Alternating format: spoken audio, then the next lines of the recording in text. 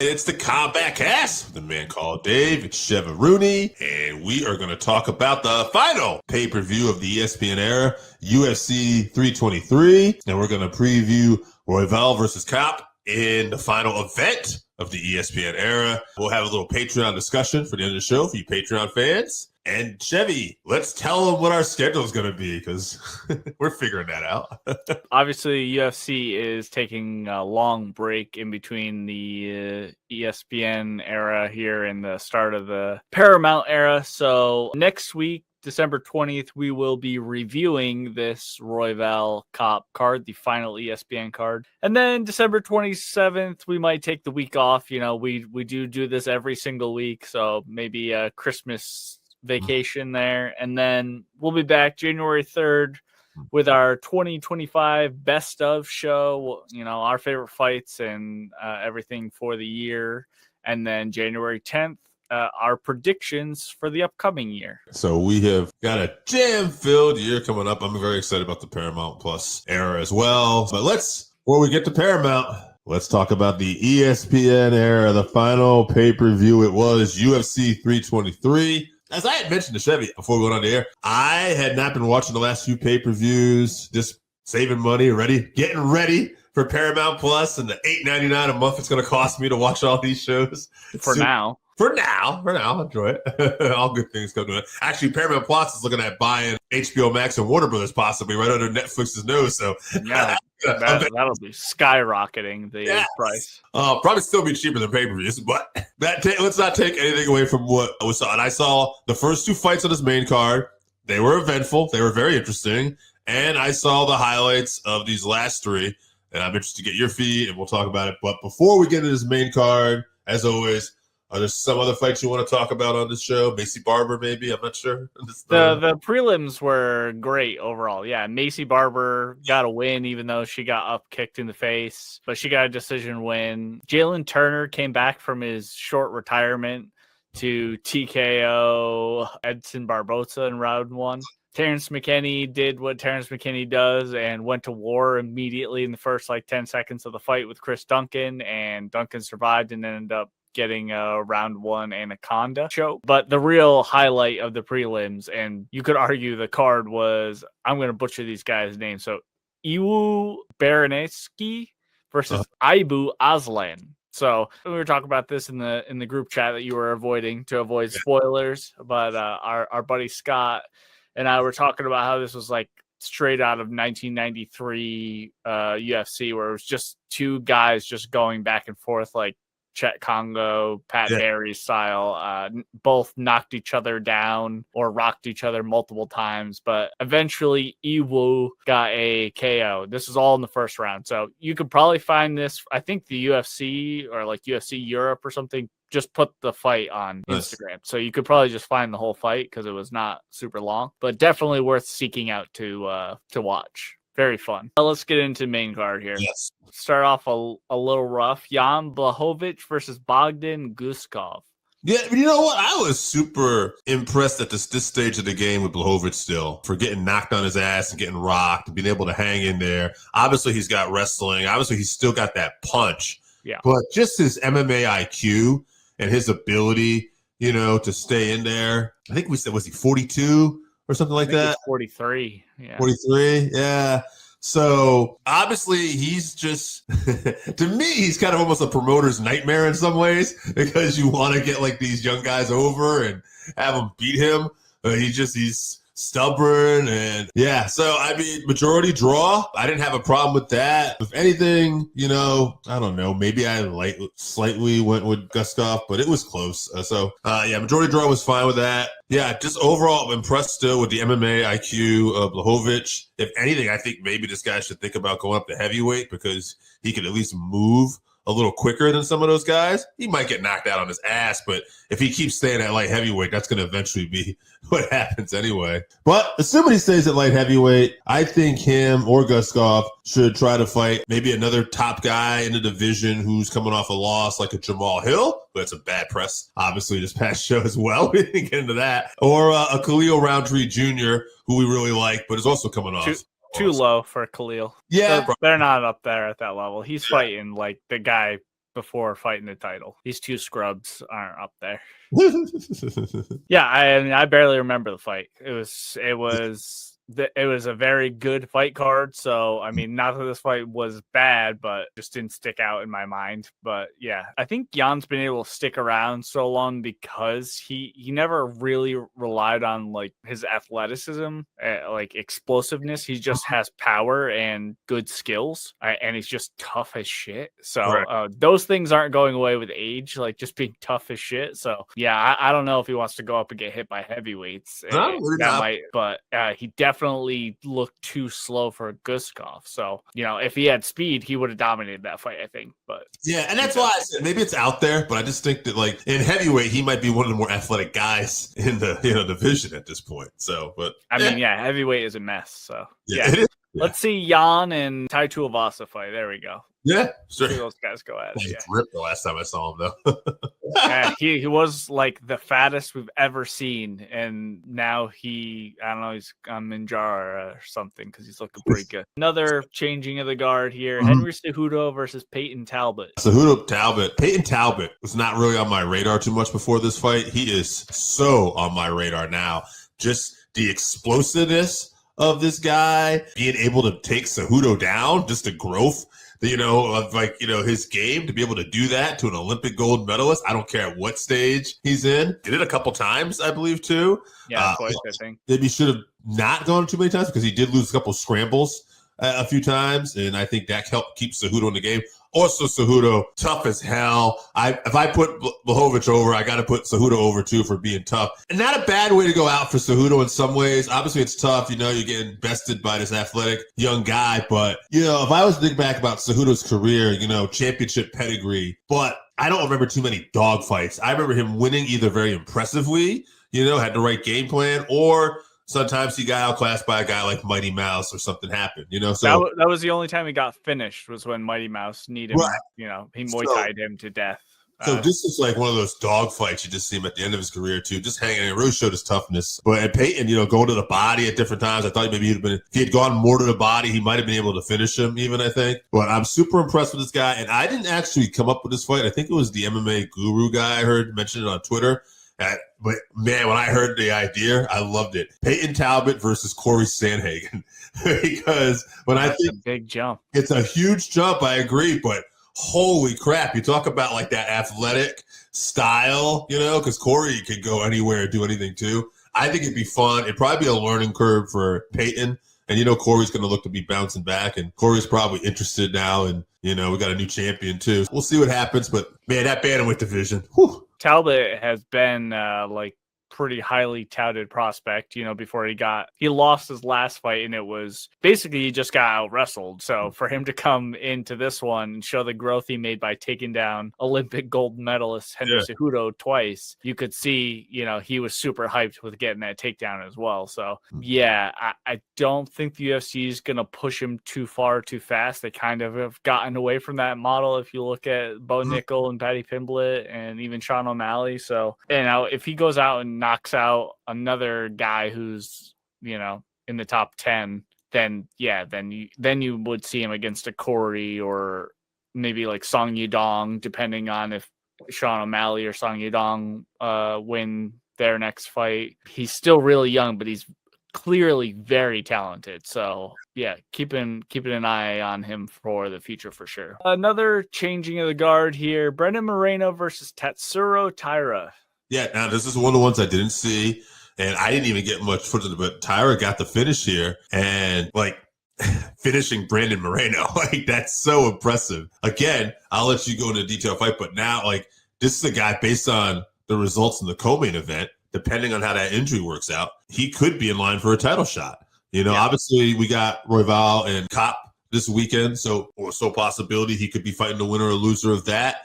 Don't want to say for sure, but I know it was mentioned at the press conference afterwards that Dana did think the Pantoja would be out for a bit just because, ligaments and everything in the shoulder. So he said, I don't make fights, but, it was mentioned to me maybe going to Japan, and I do like the idea. So I think Right. Hey, They brought Tyra out like to sit front row after his fight because, that I think that was the plan. So, and I think, right, because it would have been a new blood for Pantoja, too, if Pantoja had won. So it makes sense. Right. So, yeah, I think he's going to be the guy, but we'll see. As far as the fight goes, he's just been around a long time. Tyra known more as a submission threat, but obviously that frees up the striking, and he's explosive. So, he landed on him, got the TKO in the second round. I think it's just another situation of a changing of the guard, like we were talking about. Mm-hmm. So, yeah, I'm excited if him and Van are going to fight, depending on when Pantoja comes back. Let's get into that one now. So, obviously, Alejandro Pantoja versus Joshua Van. Freak injury. So when I saw Pantoja went down almost immediately, and I think it was John Morgan too, and people thought it was his elbow at first when I first saw it. It was his elbow. I don't know why the UFC multiple times said that it was his shoulder. Like they've continued to say it's his elbow. Like you can watch it. It's not his shoulder. They showed it 50 times on the thing. His elbow literally goes the wrong way, and then he's holding his elbow, and it's like off the. Yeah, he came out afterwards and said that it was his elbow, not his shoulder. So like you could see his forearm was not connected to like his humerus correctly. Whoever that doctor is or whatever that Megan was talking about, whoever she talked to needs to be fired or learn how public relations works or whatever. Yeah, with better advice. All right, well, communicate better. Well, all right. Well, regardless, Joshua Van, new champ, freak accident it may be. So we can't really, I don't feel like this is a change in the guard necessarily, because like Pantoja could come back and just annihilate the division still. Like we don't know because it's not. That wasn't even a fight. It was 26 seconds. They engaged one time and Pantoja fell back on his arm. Like that was a nothing fight. So there's no way to know where, because we know Van had a great fight with Royval before this, and Royval was one of the top in the world. So Tyra will be an interesting fight if that's the fight that ends up making it, because now you have two young bloods in there going at it for the title, and then you have Pantoja waiting in the wings. And I think that kind of makes it exciting because you could have potentially 2-3 new exciting fights out of this. So unfortunate news for Pantoja, but I think I will say Dana probably said this best. Like it's a sucky way to lose a fight, but it's not really a bad way to win. There's no bad way. Like you won. You're going to be the champ. Don't let it get you down. Matt Brown said the same thing almost that on a podcast I saw. Matt Brown says that he brought up this great point. He says to be that kid and probably working for a very, very hard, very specific goal that not many people are going to do. I can't fault him for being excited. And he said he took Chris Weidman. He said, I love Chris. He says, Chris knows that. He said, but there was a point where Chris tried to say that was his plan, the way he kicked Anderson Silva specifically. And it's like, no, I don't think that was the plan. I don't think he knew that was going to happen. He said, so to me, he's like, I always told him I thought that was kind of silly. He said, that's not what Van did. He said he was just very excited he reached the stream. He said, so I can't fault him for that. No, Van did say that. He said, oh, that was my doing. I planned on, so I should get credit for that. Brown meant that maybe that part he would take a little exception to, but yeah. Well, I'm going to disagree with Matt Brown here. And I think Van has walked this back a little bit, but his celebration was ridiculous. He didn't win that fight. Pantoja lost, I get it. You're the champ. That's great. Yeah, you're the champ. It's great, but that you didn't earn that. You may have done the work for it, but you did not earn that title. I'm getting Sterling, by the way. Yeah, same thing. Yeah, do I think he could beat Pantoja? Absolutely, but we have to see it. So, and I was very excited for that fight, so it was very disappointing that it ended that way. And when Pantoja is ready, he should get an immediate shot at whoever is the champ. Now, Van took 0 damage, like literally, I don't think he got touched. So they should put him right back in immediately. It looks like Tyra's fine. So whoever it's going to be, it should be soon. So, and then Alejandro gets whoever is holding the belt when he's ready to come back. So obviously Van, he's entitled to celebrate and be happy, but the carrying him around in the cage and making a big deal about it, Pantoja, who he was saying, Van himself was saying, Pantoja's the greatest flyweight of all time, is laying in a crumpled heap with his arm in half, and you're dancing around the cage. Bit excessive. It's excessive, yeah. And it's just a professionalism thing, I think, for me. Like, if you want to do that the second you get in the back and you're so hyped that you had the belt, that's fine. But just to be dancing over this dude while he's in pieces for, something you didn't really do and you're taking credit for it, like you knocked him out like Conor and Aldo kind of thing, was not, it didn't impress me. He's 24 years old and he did win the belt. And like I said, he comes from a tough background, from a tough place in the world. And, to reach being a champion in the UFC at such a young age is very impressive. So I am happy for him, but I was disappointed in the enthusiasm that he had for the way that happened. I was going to say, that was why I was actually looking at my phone right now. I was curious how old Joshua Van is. So you literally went where I was going to probably think about going. So that would have been my one counterpoint. He's 24 years old. Years old. You don't know shit. Second youngest UFC champion of all time behind John Jones. Right. Hopefully he makes better choices than that. Yeah, it'd be hard to do. Yeah. Let's get to Move on. Main event here. Merab, holy shit, did we get this one wrong? Me especially. But Merab Dvalishvili versus Petr Yan. So, again, last pay-per-view, I didn't get to see these last 3 fights. But from what I saw, it looked like Yan was able to do what a lot of other people could not do, stop the takedown, and really implement his striking. And it looked like he kind of beat up Merab. Now, he did. Knowing that, I've even heard some people say they don't want to see a rematch. I don't want to hear that because to me, I get why you wouldn't want to see it maybe, but they're 1-1 at this point. Yan was bested where it didn't look close a couple years ago. And Merab was going on like his, 4th title defense in a year. He had a record number, probably winning streak or close to it. I think you have to give Merab, unless he's injured, I think he should be the first guy to get this title rematch. But you saw the fight. Your thoughts? Yeah, if he wants it, he doesn't want to take a little bit of time off. I think he should take a little bit of time off. He took a lot of damage. I mean, you saw his face, but he got hurt to the body by Yan multiple times, like so bad to where he cried out when he got hit. Yan could have finished him really if he really pressured him after he hurt him. If he wants to get right back in there, he's earned that opportunity, I think. But he's 35, 4 title defenses and 4 title fights in 1 year, really beats up your body. He cuts quite a bit of weight, I think. So all of that can contribute to the performance he had as well. I don't want to take anything away from Yan because I'll talk about that after, but I really was impressed with what he did.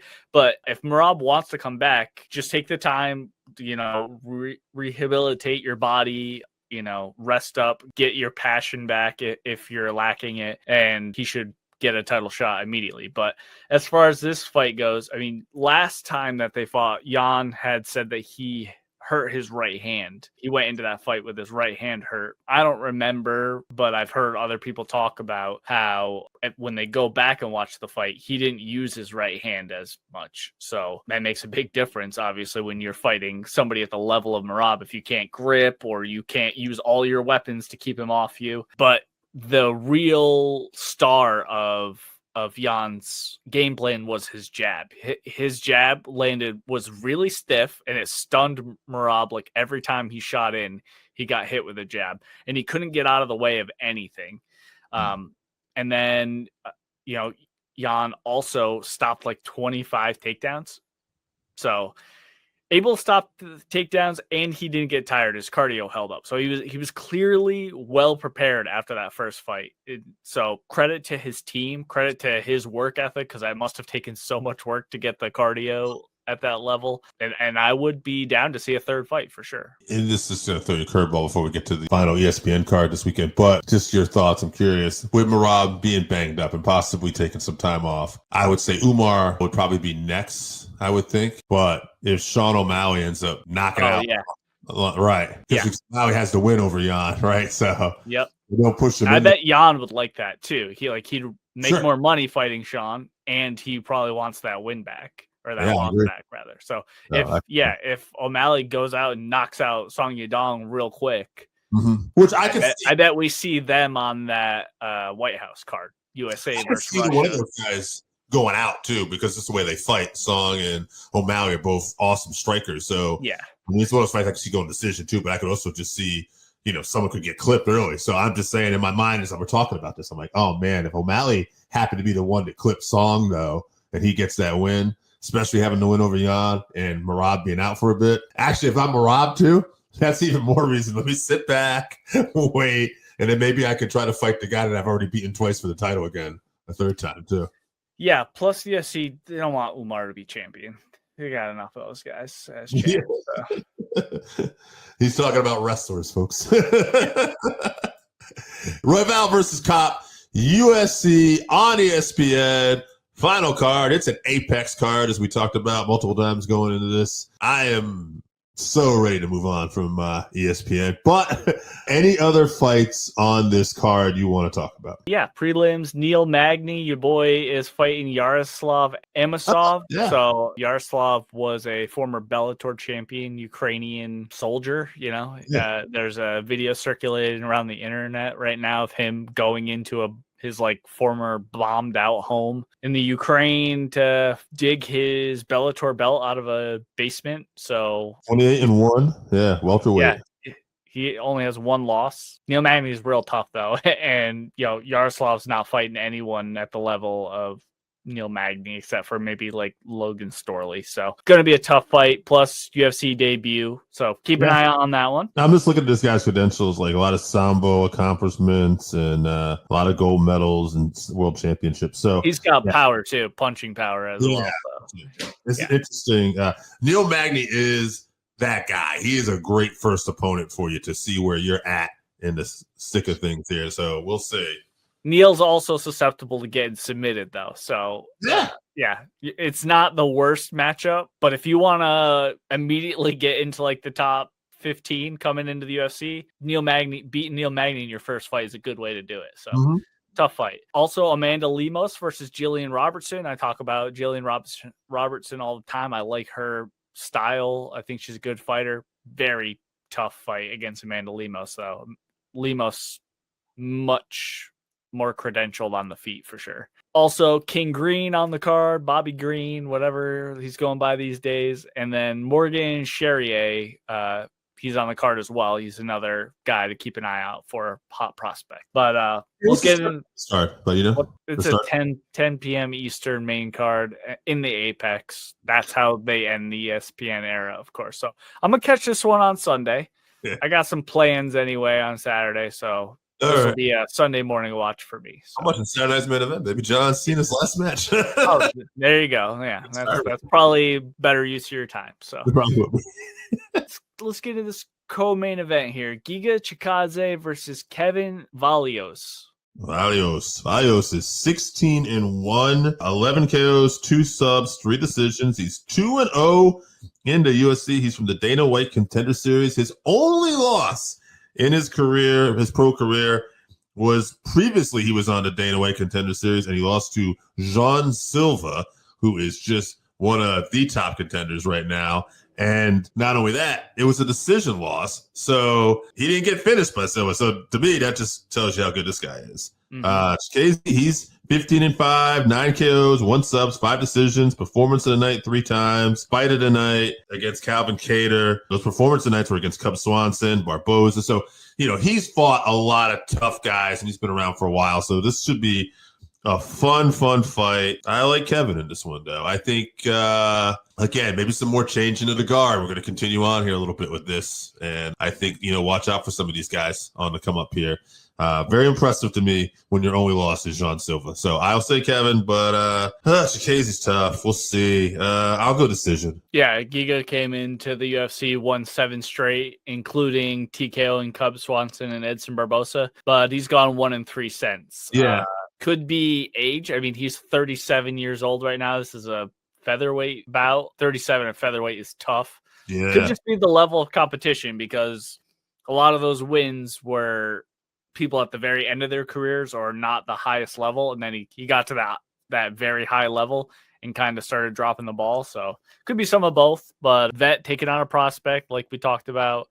You mentioned Vallejos' only loss being John Silva, which I think is super impressive. Dangerous striker, but Giga is a talented kickboxer, so matchup wise, pretty good for him. Big step up for Vallejos, but I think I'm with you. I'm going to go Kevin Vallejos by decision because Giga's never been finished, so we'll see. Yeah. All right, moving on. Main event here. Brandon Royval versus Manel Kape. Kape, 21-7, 13 KOs, 5 subs, 3 decisions, fight at night once, performance at night once, and 6-1 in his last 7 fights. So a lot of momentum there. He's been looking good. Royval, 17-8, 4 KOs, 9 subs, 4 decisions. Fight at night 5 times. Performance tonight once. The thing about Royval that's great is he's just an exciting fighter. You know, he can submit you, he can wrestle you, he can, strike with you. He goes anywhere. Coming off a loss to Joshua Van, who's now the champ, but in a competitive fight, I think he probably, this guy's always super competitive and he's got a strong mindset anyway. I think he's going to be particularly determined this weekend. Don't want to take it away from Kape, but I just got to go Royval here. I'm going to even say, I'll say decision. This will probably go 5 rounds. I just want to point out that I'm never convinced that Manel Kape is actually going to make it to the fight. Oh, yeah. He has 10 canceled fights in the UFC, and he only has 8 fights that he actually had in the AFC, or in the UFC, I mean. So never convinced he's actually going to make it. So this is all assumption that he does make it. But he is a good fighter, but his strength of schedule is just so far behind Brandon Royval. Brandon Royval has been fighting the top-level guys for a long time in this division. So his best chance to win is to KO Royval, and I don't see that happening. With that Joshua Van fight we just saw, we know he has a chin. So I'm going to pick Royval by decision, and I hope he embarrasses Manel Kape. There you go. Let's tell people we got coming up one more time this weekend. December 20th, we will be reviewing this fight card we're just talking about. Then we'll be taking the holiday weekend off for Christmas. And then January 3rd, we'll be doing our 2025 best of show. And Patreon, too. We might actually have a bonus episode in there somewhat, too. So maybe we'll record that next week. We'll still see. Sign up for the Patreon. Yeah, sign up for the Patreon. Enjoy UFC on ESPN for one final time. Hopefully it's a good one. I'll be honest, I don't have high hopes, but hopefully it's a good one. Royval versus Kape. Enjoy the fights this weekend. And we'll